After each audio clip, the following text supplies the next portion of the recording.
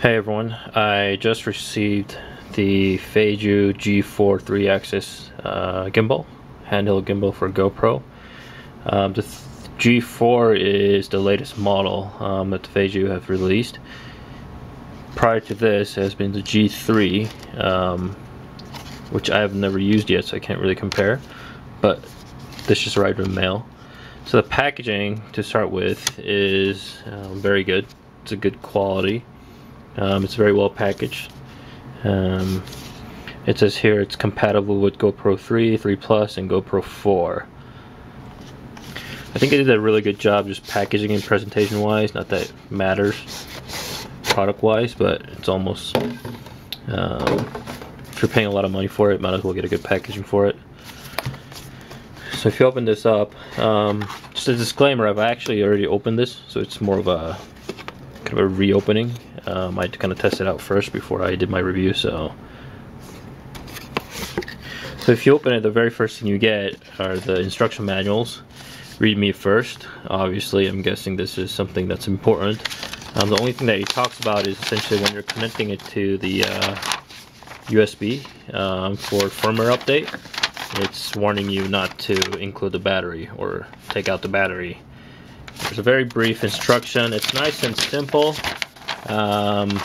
Instead of getting a whole thick book that you have to go through and try to figure out what's going on with the product, it's very well made. Nice and simple. It doesn't really need to, tells you everything that you need to know and doesn't tell you what you don't need to know, so it's nice to have that. So this is the G4 gimbal. It comes pretty well packaged. I like how they kind of provide this foam package in here. I'm guessing this is something you can use. So instead of having to buy an extra case for it, you can probably just use this in your bag when you're carrying it around. So it's pretty good. It's very solid, good quality. So to take out the product first, obviously is the gimbal itself. So this is it. So this is the gimbal. It's obviously not on yet. This is a 3-axis here. And this, where the foam is, this is where your GoPro goes in, so it's just for packaging purposes. It's a little slot here that goes in. I don't know about how good of a quality this is. I mean, it's all metal, so it's very solid. Everything is very, very solid except this little piece right here where your GoPro is being mounted on. Obviously, you're mounting a $300-400 GoPro, so hopefully it's sturdy enough, but it's a metal piece, but it's really, really thin. So that's it. It's not turned on, that's why it's kind of limp. We'll get to that later. So accessory wise, there's a battery charger hidden under here. You get 4 batteries, but you get 2 chargers. You actually only need 2 batteries in your gimbal, so you don't need all 4 batteries at the same time. So 2 is an extra spare.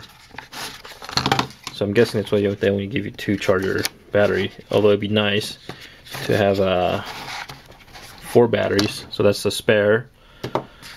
And I've already used this, so this is the battery we use. It's a spare. Another spare. This is kind of a charger adapter. This is for Asia and Europe. For America, this is what you get for charging. You get a USB adapter for firmware updates. This is for your computer, and you get the USB cable. Again, all these accessories are pretty good quality products. They don't look cheap. I mean, they don't feel cheap. They're all pretty solid. Also, one last thing they include is when I said that mount right here, this pin looks a little weak, although it's metal. Maybe they kind of already knew that, but they actually give you a spare part for that. They give you 2 extra pins for it. One thing is, I think it'll be really easy to lose this because it does come off fully, and so maybe that's why they give you a spare. I mean, it doesn't look like it's going to break anytime soon, so I think it's okay. Let me take that out and show it to you. So that's the pin. Now that you've seen all the accessories and packaging and whatnot, let's put the battery in. So the battery, putting it in, it's pretty simple. This is a tube that battery goes in. Like I said, this is the battery, two of these goes in Doesn't really give you a direction of which way to put it, but I'm guessing it's kind of normal, negative down, positive up for both of them. And just screw it on like this. Now the on button is down here. That's the on button right there. You hear that click? I won't turn it on now. I'll mount my GoPro first. So I just traded my GoPro 3 Plus in for my GoPro 4 Silver. Now this Feiyu Gimbal, G4 Gimbal, is primarily targeted for the silver use because of the LCD screen in the back, or built-in screen in the back.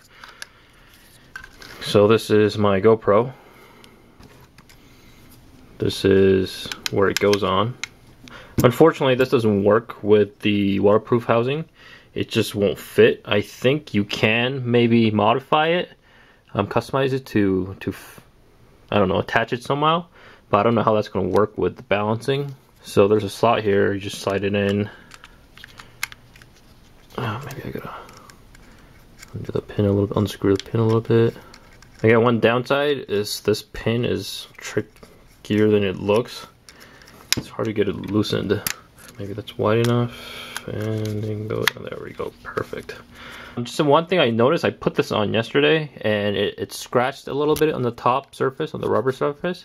And so maybe if you want to keep it in a good condition, I'll recommend maybe putting a tape on it, both on top and bottom, because again, all the pieces here are metal, and rubbing metal against a plastic or rubber, metal tends to win. So you tighten this.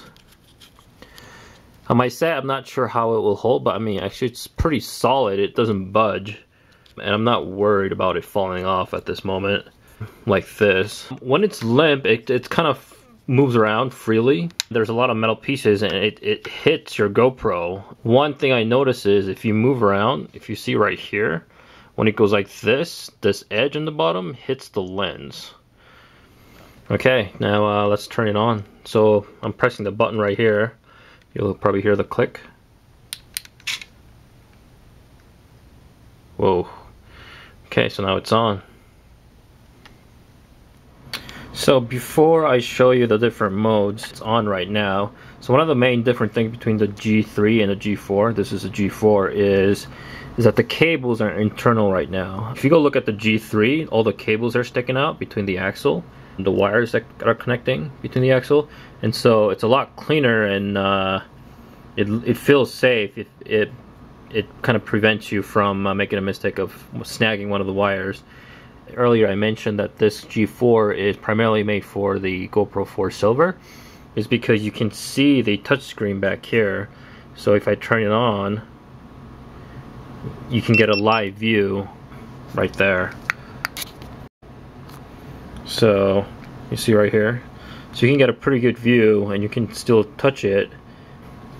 And this is a 4 Silver, and so when you're filming it, you can actually do it live view. Whereas before, the view was a little blocked. And so that's kind of the main difference between the G3 and the G4. Now, another primary difference between the G3 and the G4 is that the G4 has 4 modes instead of 3 modes. And I'll go through them one by one. This is the mode button. You see this white button, that blue light's blinking. You change all your modes. It's really simple, and I think it's pretty well made in how they did it. So if you press it once, and there's a single light, so currently I press once, what it's doing is it's heading follow mode, which means the GoPro is fixed, but it pans left and right slowly. So it follows, it doesn't immediately move, makes it smooth. So it will move left and right, but when I do down and up, it's fixed. Let me show you that facing forward. So this is a mode 1, heading follow mode, which means side to side it'll move slowly, but when I tilt it down, it stays the same. It'll keep facing it. The lens won't point down or up, even if I move the Feiyu, the gimbal, up and down. So it keeps it very stable. Now if you press this button twice, 2 flashes, so 2 black flashes. It's called heading and pitch follow mode.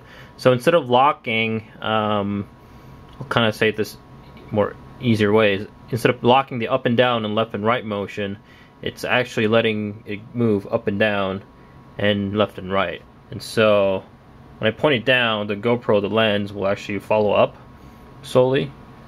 Instead of being locked, you can see it's actually moving. And then when I go left, and my understanding is you can actually adjust the speed of this in the setting. I haven't been able to do that. I gotta figure out how to do that. So now if it's facing forward, so before, remember, the lens was locked forward. Now the lens is following down, right? At the same time, it's moving left, it's moving right, my left, right? So this kind of gives you a fluid, natural panning shots for both horizontal and vertical moves, up and down, heading or pitch follows. That's what it is. So moving to the third option is if you press it for 1 second. So one, it'll give you a permanent light on. This is locking both movements. So heading, pitch, and roll are locked, meaning no matter which way you move, the gimbal will be facing forward or where you have actually locked it. So it doesn't matter if I move left, see the GoPro doesn't move, right? The GoPro doesn't move. So forward motion, again, this is a mode 3, which is locked. So no matter which way you move, it locks it forward. And even if I turn left, my hand right, twist it, it pretty much stays the same. So this is probably the best mode for keeping your GoPro stable and fixed at an object or a subject if you don't want it to move around or pan. Now the fourth mode is something that's not available in G3, but I think it's really cool that they actually made it available in G4, is the upside down mode. So obviously GoPros are versatile cameras for mounting it in any position, and obviously a lot of times we do hold the GoPros upside down, and clicking this 3 times will flip the gimbal upside down. So if I go 1, 2, 3, it flips it upside down, and all I need to do is do this, right? So currently it's on mode 1.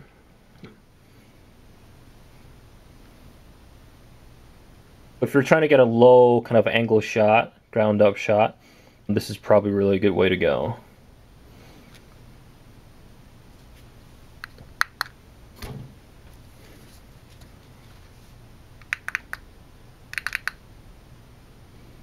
And it's back to normal right here.